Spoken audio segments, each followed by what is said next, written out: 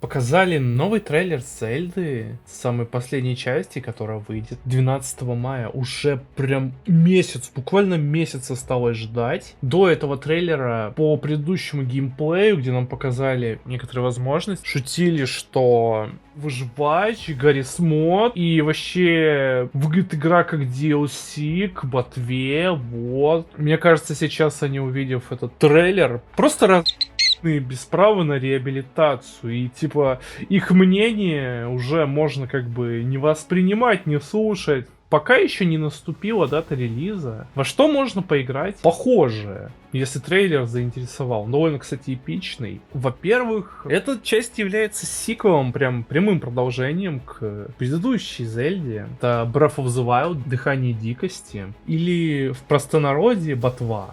Собственно, да. Это замечательный открытый мир, революционный, ей прям подражают те же Ubisoft, что-то переняли у ботвы, сделали свой как бы клон Зельды ботвы, о котором я расскажу в рамке разговоров про клонов ботвы, в том числе, чтобы посоветовать, во что еще поиграть, во что не играть. Ботва — это must play, она довольно медитативная, спокойная игра, тебя никто никуда не торопит, да, спасай Хайру, спасай Зельду, но помимо этого, ты должен победить 4 чудищ, узнать там историю из прошлого, воспоминания, погриндить немного, если хочешь.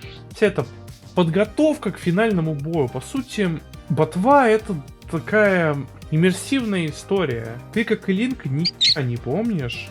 Тебе предстоит вновь учиться. То самое плато, на котором начинается игра. Это такой ненавязчивый туториал. Тебе игра не говорит, что это туториал, но по сути все это плато — это ботва в миниатюре. Было бы прикольно сделать это плато демо-версия игры. Жалко, что Nintendo так не сделали, потому что, как раз тебе и в заснеженной местности дадут походить, дадут немного поохотиться, посмотреть на механики, типа рубку деревьев, в которой можно пройти через склон. Это все по физону прям работает. Умереть от стражей, получить флешбэк от Dark Souls. Все это как бы было бы здорово. Вы, скорее всего, будете говорить: ой, у меня нету 25 тысяч на одну игру. Ну, сама-то игра стоит 4-5 тысяч. Это вы уже стоимость свеча прибавляете. Я понимаю, что вам может неинтересны игры, которые на нем выходили, и буду откровенен, железо, ну, слабое у свеча. Он вышел в 2017, что ли, и он уже тогда устаревший был. Но, несмотря на это, эта консоль продалась больше, чем все остальные консоли Нинки, даже Wii. Wii, которая до этого была прям топичем, самым прям... И при этом она за 7 лет своего существования обогнала продажи PS4. PS4, чтобы такие продажи собрать, потребовалось 8 лет. А Switch это сделал за 7. Они, конечно, короли портативного рынка. И вторая во всем мире из продаваемых консолей — это как раз Nintendo DS. Единственное, чего Switch не обогнал по продажам, это их DS.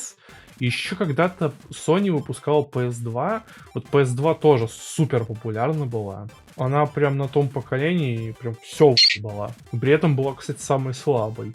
В общем, ботва, и также можно посмотреть на предыдущие Зельды. Если не можете поиграть в ботву, типа у вас там нету свитча или что-то такое, да и в Tears of the Kingdom вы не можете поиграть, по сути, но хотите познакомиться с серией, то Nintendo против этого, как бы, но вы можете просто скачать на эмуленде эмуляторы разных старых консолей от Nintendo, да, придется сначала один эмулятор попробовать, другой, когда убедитесь, что вот все, хороший эмулятор выбрали, все работает, зашибись. Главное, кстати, еще с геймпада играйте. Ну, там куча консолей Nintendo было, которая, ну, на ПК нормальная. И GameCube, и N64, Супер Nintendo. Если вы упоротый, как я, ну, вряд ли вы упоротый, как я, вы еще можете пройти первые Зельды на NES. Но, предупреждаю, в первую, чтобы играть, нужно загуглить мануал. Это просто делается. И хорошо бы, чтобы вы знали английский. В первой Зельде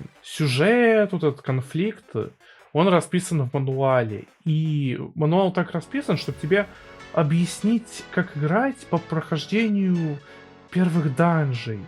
Ну и намекнуть кое-где, какие предметы ты в мире можешь найти. Вот это вот все. Я когда-то давно проходил без мануала.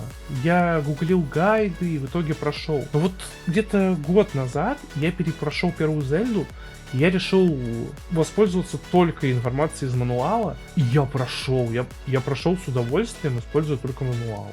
Вы просто загуглите какую-нибудь консоль Nintendo и посмотреть, какие Зельды там выходили. Там, ну, все, как бы, почти на всех консолях Nintendo была Зельда какая-никакая. Я рекомендую, ну, для меня самые любимые части — это Окарина Времени. Ну, Маска Маджора, она довольно артхаусная, но тоже хорошая.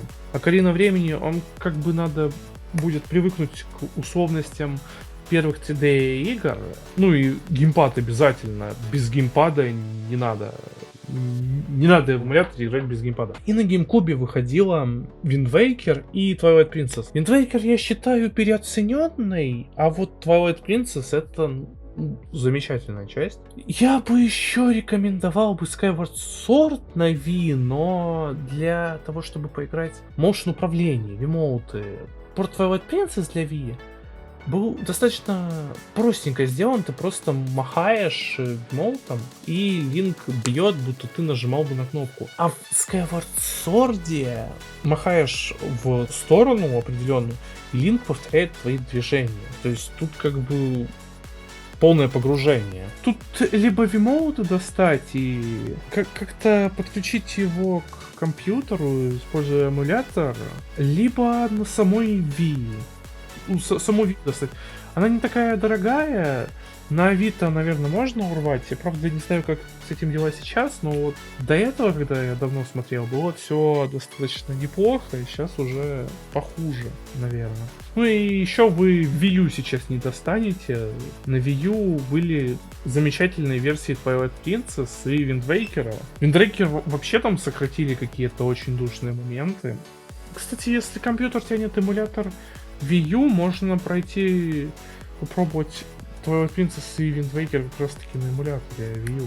Если у вас тянет эмулятор, вы еще можете поиграть на эмуляторе Wii U в Breath of the Wild. Если мощный компьютер, вы крутите FPS больше, чем может выдать Wii U или Switch в этой игре, и при этом графику более четкую сделать, и чтобы в лесу короков не проседал FPS, да. Есть еще на DS-ке части, но я настоятельно не рекомендую играть их на эмуляторе. Тут уже как-то надо DS-ку достать, там 3DS-ку, либо флешкарик, либо какую-то чипованную. Тоже на Авито, думаю, не так уж сложно достать. Ну и если флешкарики, просто качаете. Даже русские версии, кстати, есть. Вот, как ни странно, ну, Зельда, с одной стороны, не так популярна, как ее клон Геншин у нас в России, но команда шедевр Зельда 64 Rus, они до ботвы, просто ботва — это первая Зельда, у которой есть официальная локализация, они до этого сделали локализацию на все Зельды, которые выходили до этого. То есть практически во всей части Зельды можете поиграть на русском языке. Круто? Круто. В этом плане прям супер доступная серия. Мне вот как-то даже грустно, что она каким-то образом умудряется быть непопулярной среди нормисов. Я понимаю, конечно, что нормисы не будут осваивать эмулятор, они ленивые, или лишь бы протагены, фармили в Геншине, ну, бля... Поиграйте в качественные игры, хоть одну в своей жизни. Хоть одну Зельду пройдите, пожалуйста.